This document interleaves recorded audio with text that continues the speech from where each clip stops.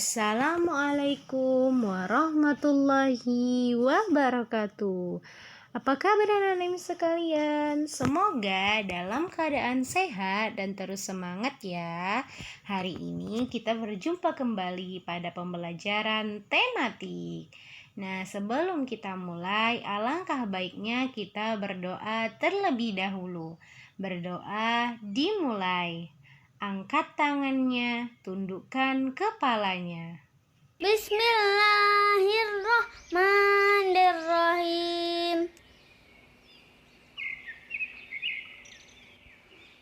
Raditu billahi rabba wa bil islami dina wa bi muhammadin nabiyya wa rasula. Rabbi zidni ilman warzuqni fahma. Amin, amin, ya rabbal alamin. Nah, kita akan mulai pada materi tematik hari ini. Kita akan belajar tentang subtema 3, menyayangi tumbuhan, pelajaran 3 dan 4. Pada pembelajaran sebelumnya, kita juga sudah mempelajari tentang menyayangi tumbuhan, di mana pelajaran sebelumnya itu kita belajar tentang merawat melati dan juga bagaimana cara membuat tanaman gantung. Nah, kali ini kita akan belajar juga tentang menyayangi tumbuhan. Tetapi sebelum kita masuk pada materi, kita bahas terlebih dahulu tujuan dari pembelajaran. Yang pertama, siswa dapat mengetahui cara-cara perawatan tanaman. Yang kedua, siswa dapat mengidentifikasi hak dan kewajiban atau peran dalam melaksanakan tugas sehari-hari. Yang ketiga, siswa dapat mengetahui tentang wawancara dengan menggunakan kata tanya. Nah, itu merupakan tujuan pembelajaran kita pada hari ini. Nah, di sini kita akan bahas tentang tanaman yang bernama bakau. Dengarkan baik-baik dan juga dipahami ya anak-anak Miss. Hutan bakau disebut juga si sabuk hijau pelindung pantai. Kelas 3 berkunjung ke hutan bakau. Mereka akan mempelajari perawatan dan pelestarian hutan bakau. Orang-orang yang sering menyebut hutan bakau sebagai sabuk hijau, artinya kawasan hijau yang tumbuh di garis pantai. Hutan bakau melindungi garis pantai dari pengikisan. Hutan bakau juga meredam gelombang besar termasuk tsunami. Diperlukan kerjasama warga sekitar untuk menjaga pertumbuhan hutan bakau. Jadi bakau ini biasanya ada di tepi-tepi lautan supaya tidak terjadi tsunami ataupun gelombang besar. Ada 2 hal penting yang harus dilakukan untuk merawat hutan bakau. Yang pertama, penyiangan dan penyulaman. Apa itu penyiangan? Penyiangan itu dilakukan untuk membasmi hama.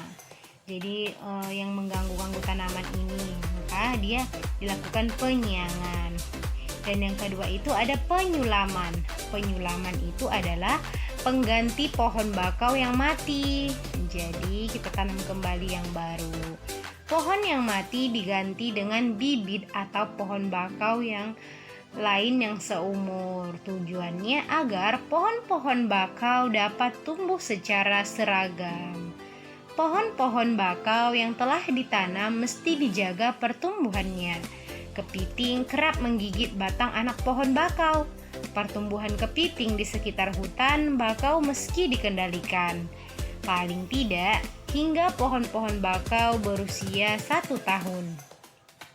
Ombak dan binatang pemakan daun juga termasuk merusak.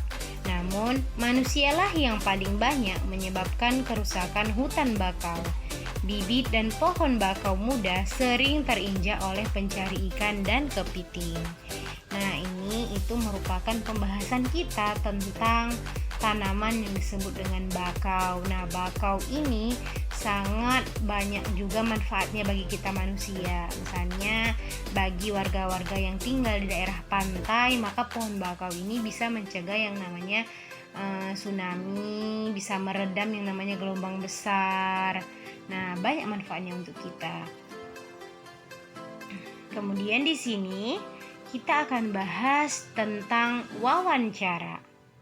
Nah, apa itu Miss wawancara? Wawancara itu adalah percakapan antara dua orang atau lebih yang dilakukan oleh pewawancara dan narasumber. Nah, artinya anak-anak, jadi wawancara itu ada satu orang penanya, kemudian ada satu orang yang menjawab. Jadi ada dua orang atau lebih. Jadi yang menanya tersebut untuk tahu informasi disebut sebagai pewawancara. Yang menjawab dari pertanyaan dari pewawancara disebut narasumber. Yang bertanya disebut pewawancara. Yang memberikan jawaban disebut narasumber. Jadi tujuannya itu agar mendapatkan informasi yang tepat dari narasumber yang terpercaya. Nah, begitu. Jadi, kalau misalnya kita ingin mendapatkan satu informasi yang tepat dan terpercaya, maka kita lakukan wawancara. Kita menanyakan, kemudian yang kita tanyakan itu memberikan jawaban ataupun disebut dengan narasumber. Nah, dalam wawancara ini biasanya digunakan kata tanya.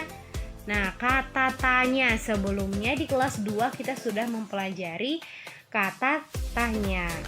Nah, kata tanya itu adalah kata yang digunakan dalam membuat kalimat tanya. Jadi kalau kita bertanya harus ada kata tanyanya.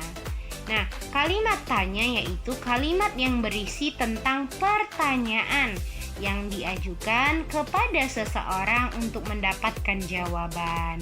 Jadi kalimat tanya itu berisi tentang pertanyaan, kemudian kita berikan kepada seseorang untuk mendapatkan jawaban.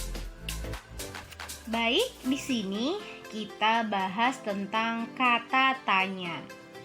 Nah, ada 6 kata tanya, yaitu yang pertama ada kata apa. Nah, apa yang sedang kamu lakukan? Nah, yang kedua, siapa? Siapa temanmu kemari? Nah, berarti kata tanyanya yang awal itu siapa. Yang ketiga, ada kata di mana. Di mana pohon bakau tumbuh?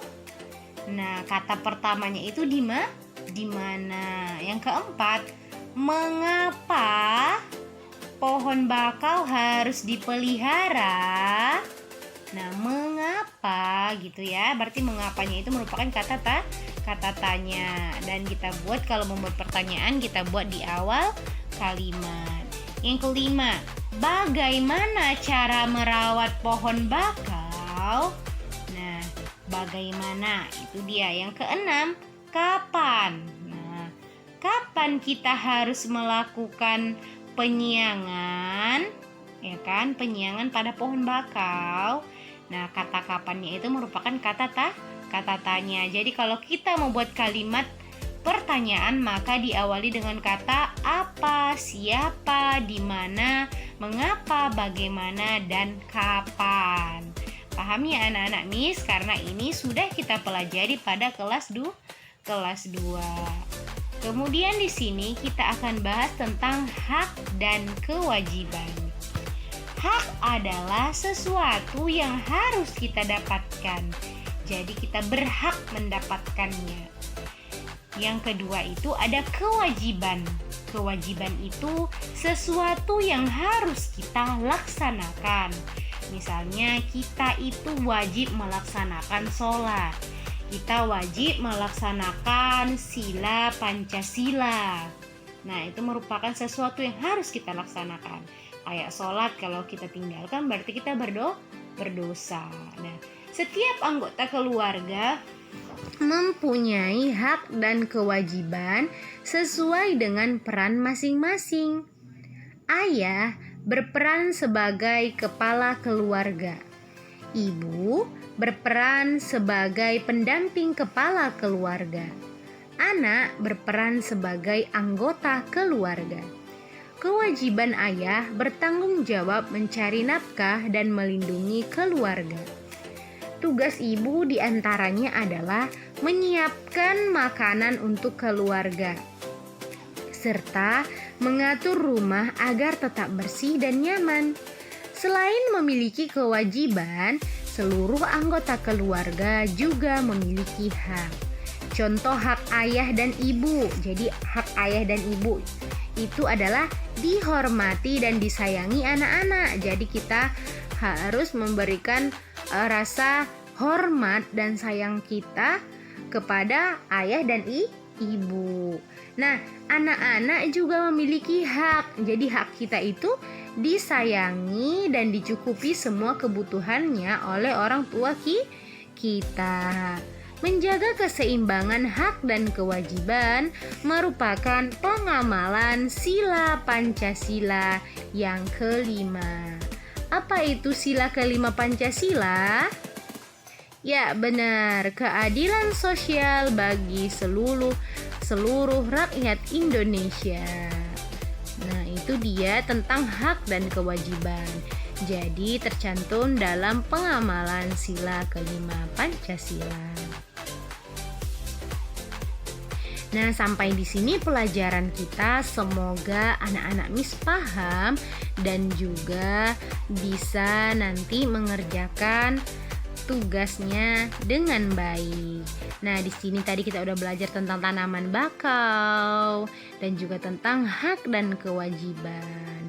Dan juga ada kata tanya.